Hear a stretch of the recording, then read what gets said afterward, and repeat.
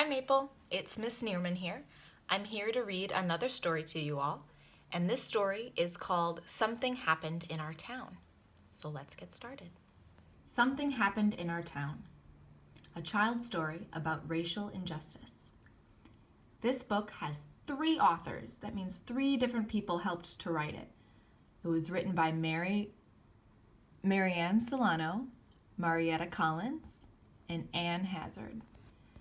Something bad happened in our town.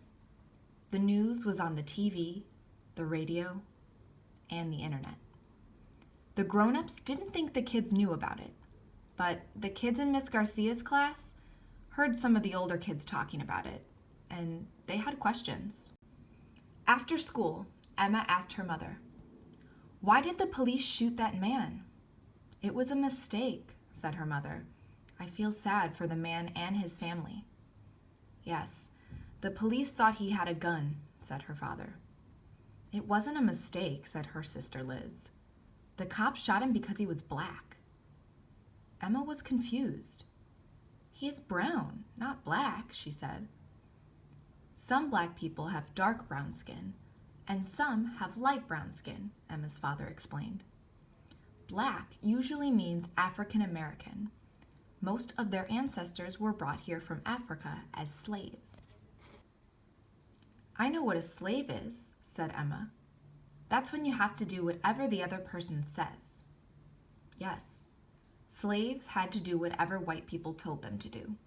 Even after slavery ended, white people didn't let black people live where they wanted, go to school with white people, or vote. Who are white people? White people came here from places in Europe, or Russia, or other countries. We are white, even though our skin is light tan. "Did our family do those bad things a long time ago?" asked Emma.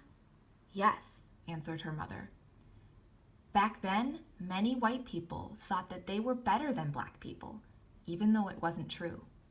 Liz added, "Some white people still think most black men and boys are dangerous, even though they aren't." "Was the man that got shot dangerous?" asked Emma. "No," her mother said. "Shooting him was a mistake. It was a mistake that is part of a pattern." "Like the pattern on my blanket?" Emma asked. "Yes, but this pattern is being nice to white people and being mean to black people. It's an unfair pattern." "Suppose you had a birthday party and invited everyone in your class, except the black kids," her mother said. "How would the black kids feel?" "They would be sad," Emma said. "Or mad." "And you would be missing out because you never know who is going to be your best friend," said Liz. "And you can help others to be fair," said her mother. "Like telling Anna to stop teasing Ling about her name?" asked Emma. Her mother gave her a big hug. "Yes, just like that." In another home, Josh asked his mother, "Can police go to jail?" "Yes," said his mother. "Why do you ask?" "That white policeman who shot the black man," said Josh. "Will he go to jail?" "What he did was wrong," said his mother. "But he won't go to jail," said his father. "Why not?" asked Josh. "Cops stick up for each other," said Josh's brother Malcolm, "and they don't like black men." Josh was confused. "Why not? Some police are black." "You're right," said his mother. "Uncle James is a police officer, and so is my friend Kenya." "There are many cops, black and white, who make good choices," said his father. "But we can't always count on them to do what's right." Malcolm added, "I could get stopped by the police just because I'm black, even if I don't do anything wrong." "That's not fair," Josh said. "What if it was a white man in the car? Would the police have shot him?" "They probably wouldn't have stopped the car," said his father. "Sometimes white people are treated better than black people," said his mother. "But it's not right. Everybody should be treated equally." Josh's mother gave him a hug. We're proud of who we are. Harriet Tubman, Martin Luther King Jr., and Nelson Mandela were strong and brave Black leaders.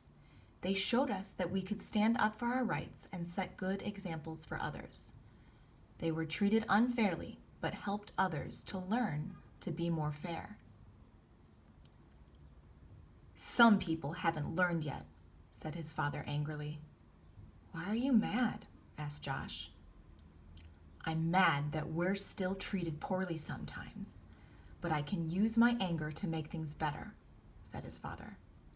Black people have a lot of power if we work together to make changes. I have power, Josh said, and I'm smart. His father smiled. You're right. His mother added, you can change people's hearts by sticking up for someone who is not treated fairly. Like how Malcolm sticks up for me when the kids tease me about my glasses? Josh asked. He tells them to step off. Just like that, his parents said. The next day, a new kid joined Emma and Josh's class. His name was Omad, and he was from a country far away. Omad didn't know where to sit or what to do because it was his first day in school. He talked a little bit, but it was hard to understand him. He said he was learning English. After lunch, the class went outside to play soccer.